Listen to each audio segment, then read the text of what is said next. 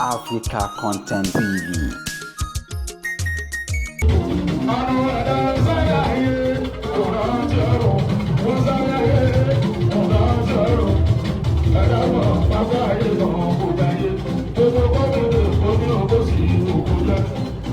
Lọ́jọ́ táyé ẹ̀dá fún ìbàlótọ́, ìyẹn wà lè jọ sílẹ̀ ayé òkọ̀ọ̀rọ̀. Ọ̀rọ̀ àti ọ̀run, wọ́n sáré ayé, ọ̀rọ̀ àti ọ̀run. Ẹ̀dá mọ̀ pàdé ayé kan kò dáyé. Gbogbo gómìnà tó ní owó sí òkú jẹ́. Lọ́jọ́ táyé ẹ̀dá fún ìbàlótọ́, ìyẹn wà lè jọ sílẹ̀ ayé òkọ̀ọ̀rọ̀. Ẹ̀dá mi dúpẹ́ káwọ́ lórí bọ́yá máa. Òṣèlú yóò sí mo máa jẹ̀ wọ́n ṣẹ́. Ayé ló tán, bàbá sọ pé kú. Ẹ̀dá mi yọ̀ lẹ́yìn bàbá lóko. Ẹ̀kọ́ ìdúgbò ẹ̀dá tí mo yá máa. Òṣèlú yóò sí mo máa jẹ̀ wọ́n ṣẹ́. Ayé ló tán, bàbá sọ pé kú. Ẹ̀dá mi yọ̀ lẹ́yìn bàbá lóko.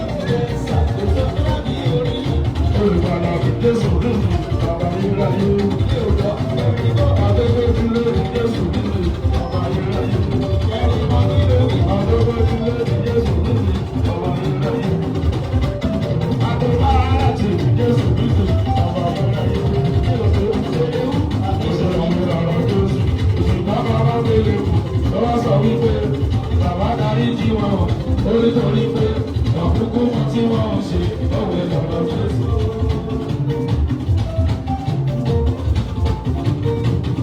Òwe lọ́rọ̀ Jésù. Yorùbá bá wá gbélé kù tí wọ́n sọ wípé bàbá darí tí wọ́n ò nítorí pé ọ̀kúnkún wọn tí wọ́n ń ṣe òwe lọ́rọ̀ Jésù. Àwọn òwe lọ́rọ̀ Jésù. Jésù gbélé lọ́nà tó bá dé àbọ̀jú. Àbọ̀jú sájà Jésù lọ. Ló wá sọ wípé bẹ́ẹ̀ Olúwa yóò fi kàn ọ́, ọmọ ìdára Jésù. Olúwa àtọ̀ Olúwa àtọ̀ Olúwa àtọ̀ Olúwa àtọ̀ Olúwa. Ọba tá kò lè rọ̀ lórí, alágbára tá kò lè ṣẹ́gun ní. Ìjọba rẹ̀ ló wá mi yé o. Àtọ̀ Olúwa.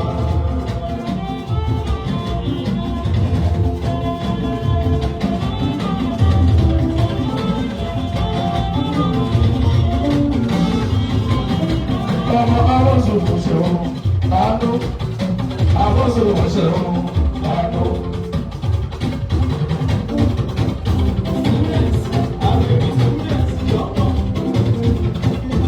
Ọmọ abọ́sọ̀ òṣèlú àánú, abọ́sọ̀ òṣèlú àánú. Lórí pé káwọn ọ̀dọ́ padà fún tiwa, ọmọ òṣèlú òṣèlú sórí wọn. Àwọn táwọn gbàdọ̀ fún tiwa.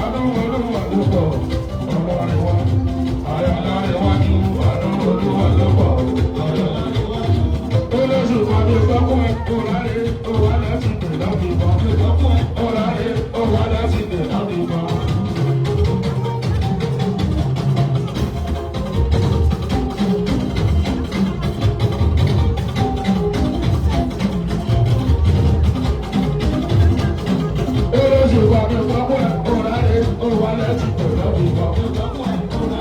Ó wọlé ti pè lọ́fífọ́. Ìfarapa ó ṣe sí gbogbo lápò láti.